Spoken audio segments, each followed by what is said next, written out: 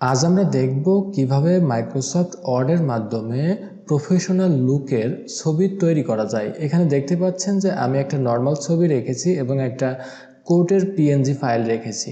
তো এই দুইটা ছবির কম্বিনেশন করে আমরা এমন পাসপোর্ট সাইজের প্রফেশনাল লুকের ছবি মাইক্রোসফট ওয়ার্ডের মাধ্যমেই তৈরি করতে পারবো। আপনি যদি ফটোশপে কাজ নাও জানেন, তারপরও আপনি যে কোনো ছবির ব্যাকগ্রাউন্ড পরিবর্তন করে এমন সুন্দর, স্টাইলিশ এবং প্রফেশনাল লুকের ছবি তৈরি করতে পারবেন। তো চলুন কথা না বাড়িয়ে ঝটপট দেখে নিই যে কিভাবে মাইক্রোসফট ওয়ার্ডের মাধ্যমে এই কাজটা করা যায়। তো তার জন্য আমি এখান থেকে সব কিছু রিমুভ করে দেই।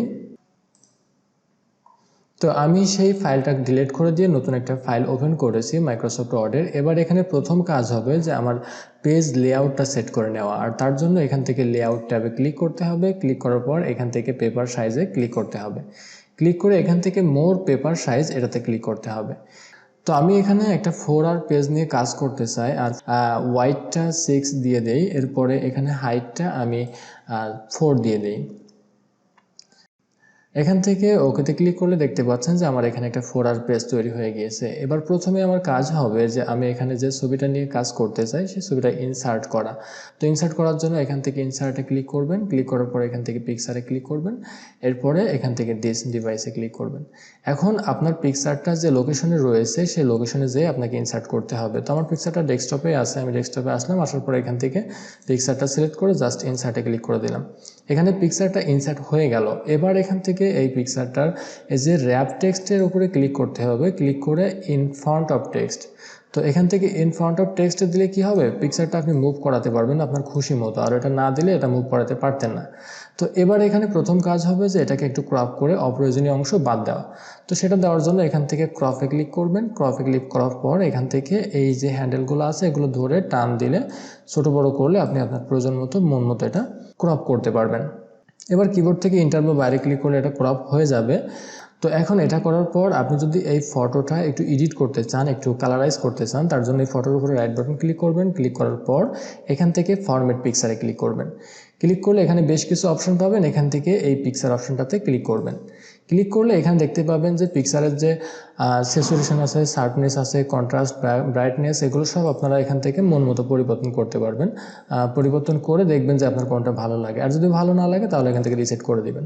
তো আমি এখান থেকে কোনো কিছু পরিবর্তন করতে চাচ্ছি না, বাস ক্লোজ করে দিলাম। এখন এই ফটোর ব্যাকগ্রাউন্ডটা রিমুভ করার জন্য জাস্ট ফটোর উপরে ক্লিক করতে হবে। ক্লিক করে এখান থেকে পিকচার ফরম্যাট এটাতে ক্লিক করতে হবে। ক্লিক করলে এখানে দেখতে পাবেন যে রিমুভ ব্যাকগ্রাউন্ড একটা অপশন রয়েছে, এটাতে ক্লিক করবেন। তো এখন এই ছবিটার এই পয়েন্টারগুলোর এখানে মাউস পয়েন্টার নিয়ে আসলে দেখতে পাবেন যে আপার অ্যারো, ডাউন অ্যারো এবং লেফট রাইট অ্যারো দেখতে পাবেন। তো এগুলোর মাধ্যমে আপনি এই ছবিটার যে অংশটা রাখতে চান সেই অংশটা এই ক্রপ এরিয়ার মধ্যে রাখতে হবে, আর বাকি অংশটা বাইরে রাখলে বাকি অংশটা সিলেক্ট অবস্থায় থাকবে। তো জাস্ট এখান থেকে প্রয়োজনে তাগিদে আপনারা এভাবে করবেন। তো অনেক সময় দেখা যায় যে ছবিটা ধরতে পারে না, আমার এখানে এক্স্যাক্ট ভালোভাবে ধরেছে। তো এখানে দেখতে পাচ্ছেন যে একটু ধরে নাই। তো যে অংশটা ধরে নাই সেটা ধরার জন্য এখান থেকে যে প্লাস আইকনটাতে ক্লিক করবেন। ক্লিক করার পরে এমন একটা পেন্সিল আইকন পাবেন। এবারে পেন্সিল আইকনটা ধরে এরকম টান দিলে দেখতে পাবেন যে আপনার যে অংশটা ধরে নাই সেই অংশটা ধরে নেবে। আর যদি বেশি ডিসিলেক্ট করে ফেলেন সেক্ষেত্রে এখান থেকে মাইনাস আইকনটাতে ক্লিক করবেন। করার পর এখান থেকে এই অংশটা বুঝিয়ে দিবেন। দিলে এমন দেখতে পাবেন যে পুরো অংশটা সিলেক্ট হবে। এখন দেখতে পাচ্ছেন যে মোটামুটি আমার ছবিটা সিলেকশনের কাজ হয়ে গিয়েছে। এবার এখান থেকে কিপ চেঞ্জেসে ক্লিক করতে হবে। ক্লিক করলে দেখতে পাচ্ছেন যে ছবির ব্যাকগ্রাউন্ডটা রিমুভ হয়ে গিয়েছে। এখন কাজ হবে যে আমাকে কোডটা নিয়ে আসা। তো কোডটা আনার জন্য আমাকে আবার এখান থেকে ইনসার্টে ট্যাপ করতে হবে।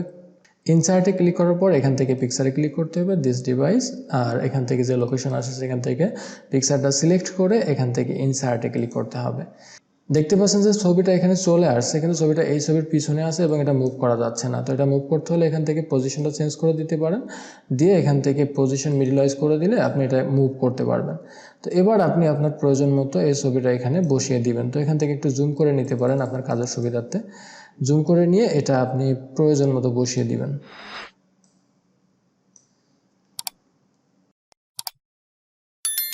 তো ছবিটা এখানে মোটামুটি বসেছে। আমি অ্যাকচুয়ালি অ্যাডজাস্ট করতে গেলে অনেক সময় লাগবে, তার জন্য আমি ভিডিওর লেন্থটা কমানোর জন্য আমি এটা অ্যাডজাস্ট করলাম না। আপনারা একটু সময় দিয়ে করবেন, দেখবেন যে অনেক সুন্দর ছবি আপনারা মেক করতে পারবেন। তো এবার এই দুইটা আপনার গ্রুপ করতে হবে। তো গ্রুপ করার জন্য আপনি কন্ট্রোল প্রেস করে ধরে উপরে ক্লিক করতে পারেন, ক্লিক করলে দুইটা সিলেক্ট হবে। আর যদি সেটা করতে আপনার ঝামেলা হয় সেক্ষেত্রে যে কোনো একটা ছবির উপরে ক্লিক করবেন, ক্লিক করার পর এখান থেকে সিলেকশন প্যান একটা অপশন রয়েছে, এটাতে ক্লিক করবেন। ক্লিক করে আপনি কিবোর্ডের কন্ট্রোল প্রেস করে ধরে রেখে পরবর্তীতে এটাতে ক্লিক করবেন। ক্লিক করলে দেখতে পাবেন যে আপনার এই দুইটা সিলেক্ট হবে। সিলেক্ট হওয়ার পর এখানে পিকচারের উপরে এসে রাইট বাটন ক্লিক করবেন, ক্লিক করে এখান থেকে গ্রুপ অপশনটাতে আসবেন, এসে এখান থেকে গ্রুপ করে দিবেন। তো দেখতে পাচ্ছেন যে ছবিটা গ্রুপ হয়ে গিয়েছে। এবার আপনি যেখানে ইচ্ছা সেখানে এটা মুভ করতে পারবেন। তো এরপরে এখান থেকে আপনি একটু জুম আউট করে নেবেন আপনার কাজের সুবিধার্থে। এবার আপনাকে একটা পাসপোর্ট সাইজের ব্যাকগ্রাউন্ড তৈরি করতে হবে। তো পাসপোর্ট সাইজের ব্যাকগ্রাউন্ডটা তৈরি করার জন্য এখান থেকে ইনসার্টে আসবেন, আসার পর এখান থেকে শেপ অপশনটাতে ক্লিক করবেন। ক্লিক করে এখান থেকে যে রেক্টেঙ্গেল যে শেপটা রয়েছে এটাতে ক্লিক করবেন। ক্লিক করে এখানে আপনার প্রয়োজন মতো যে কোনো একটা শেপ নেবেন। নেওয়ার পরে এইখানে আপনি সাইজ দিবেন, হাইটটা দিবেন হচ্ছে 1.7 এবং ওয়াইডটা দিবেন 1.3। তো এই দুইটা দেওয়ার পর আপনি ইন্টার দিবেন, দিলে দেখতে পাবেন যে একটা পাসপোর্ট সাইজের ব্যাকগ্রাউন্ড তৈরি হয়ে যাবে। তো এই ব্যাকগ্রাউন্ডের একটা শেপ থাকতে পারে, আপনারা যদি শেপ রাখতে চান তো রাখবেন, আর যদি শেপ রিমুভ করতে চান সেক্ষেত্রে শেপ আউটলাইনে ক্লিক করে এখান থেকে নো শেপ আউটলাইন দিয়ে দিবেন। আর এই ব্যাকগ্রাউন্ডের কালার যদি পরিবর্তন করতে চান সেক্ষেত্রে এখান থেকে শেপ ফিলে ক্লিক করে আপনার প্রয়োজন মতো যে কোনো একটা ব্যাকগ্রাউন্ড এখান থেকে দিয়ে দিবেন। তো আমি এটাই দিয়ে রাখলাম। এখন এই ছবিটাকে এই ব্যাকগ্রাউন্ডের উপরে বসাতে হবে, তার জন্য এই ছবিটাকে এখান থেকে ড্র্যাগ করে এখানে নিয়ে আসতে হবে। দেখতে পাচ্ছেন যে ছবিটা যদি এমন নিচে চলে যায় সেক্ষেত্রে আপনারা এই শেপের উপরে ক্লিক করে রাইট বাটন ক্লিক করবেন। ক্লিক করার পর এখানে দেখতে পাবেন যে সেন্ড টু ব্যাক একটা অপশন রয়েছে, জাস্ট এটাতে ক্লিক করে দেবেন।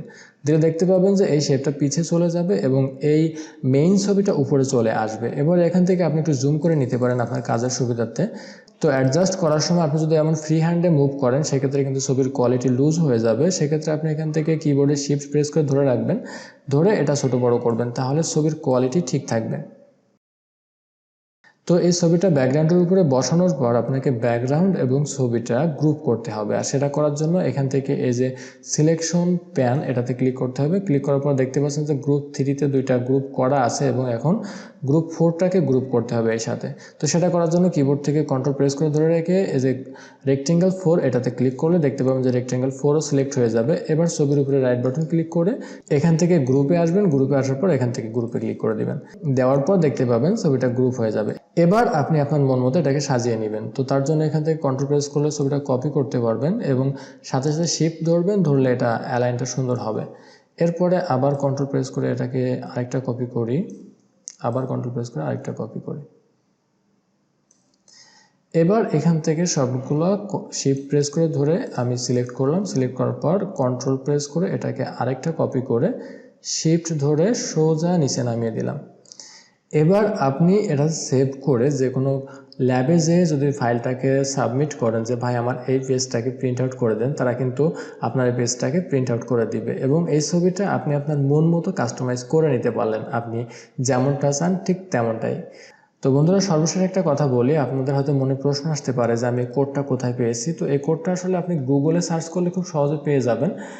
গুগলে ম্যান কোড পিএনজি লিখে সার্চ করলে এমন হাজার হাজার পিএনজি কোড আপনারা পেয়ে যাবেন। তো গুগল থেকে খুব সহজে এই পিএনজি কোড ডাউনলোড করে নেবেন। আর ফটোর যে সাইজটা আমি দিয়েছি এটা হয়তো কম বেশি হতে পারে, আপনার প্রয়োজন মতো আপনি গুগলে একটু সার্চ করে দেখবেন যে পাসপোর্ট সাইজের ফটোর সাইজ কত। হয়তো অনেক জায়গায় দেখা যায় যে 1.52 ইন্টু 1.9 দেওয়া থাকে।